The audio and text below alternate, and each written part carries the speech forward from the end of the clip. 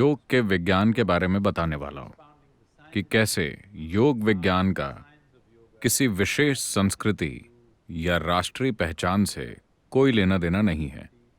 ये दूसरी चीजों की ही तरह एक विज्ञान है। जैसे बाहरी खुशहाली के लिए एक विज्ञान और तकनीक है, वैसे ही अंदरूनी खुशहाली के लिए भी एक विज्ञान और तकनीक है। समय आ गया है कि मानव जाति अपनी खुशहाली पर वैज्ञानिक तरीके से ध्यान दे। तो इस मायने में योग अब भारत से भी बड़ा है। आप इसे सिर्फ भारत तक सीमित नहीं रख सकते। ये विश्व स्तरीय चीज है। अगर आप कहते हैं कि योग भारतीय है, तो ये कुछ ये कहने जैसा हुआ कि गुरुत्वाकर्षण यूरोपीय है। क्योंकि यूरोपियन लोगों ने गुरुत्वाकर्षण की खोज की थी। तो ये कहना तो बिल्कुल गलत होगा।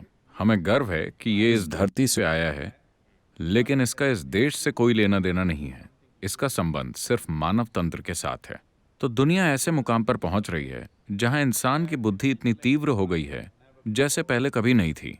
पहली बार ज्यादातर लोग खुद के लिए सोचने में सक्षम हैं। इसका मतलब है कि पहले कोई पुजारी या पंडित या कोई धर्म ग्रंथ आपके लिए सोचता था। आज लोग खुद के लिए सोच रहे हैं।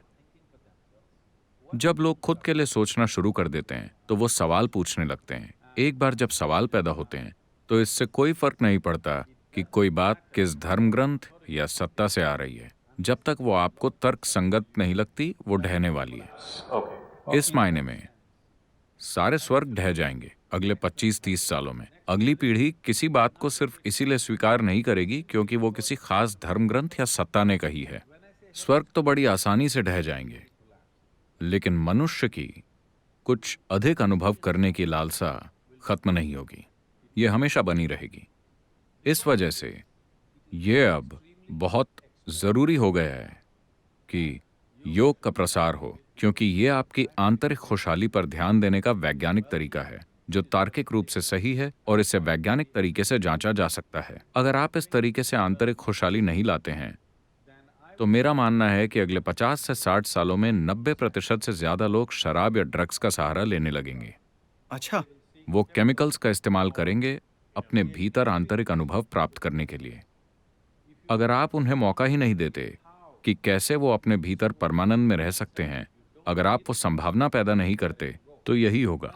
जब मैं शराब और ड्रग्स की बात कर रहा हूं तो मैं इसके बारे में नैतिकता का सवाल नहीं उठा रहा। लोगों की एक पीढ़ी के तौर पर हमारी सबसे बुनियादी जिम्मेदारी ये है कि आने वाली जो पीढ़ी हम बना रहे हैं वो कम से कम हमसे थोड़ी बेहतर हो। अगर आप एक ऐसी पीढ़ी बनाते हैं जो हमसे भी गई गुजरी है, तो एक पीढ़ी के तौर पर हम असफल रहे हैं। और बिल्कुल ऐसा ही होगा अगर 90% लोग शराब और ड्रग्स में डूबे रहेंगे। जब आप बच्चे थे तब से अब तक शायद इस धरती पर शराब और ड्रग्स का सेवन 300 से 400% से भी ज्यादा बढ़ गया है। तो बड़ी आबादी उस दिशा में बढ़ रही है। अगर आप किसी ऐसे तरीके या ऐसी तकनीक को प्रचलित नहीं करते जिसके जरिए हर इंसान अपने अंदर खुशहाली ला सके, अगर आप ऐसा नहीं करते तो आप मानवता को उस दिशा में ले जा रहे हैं।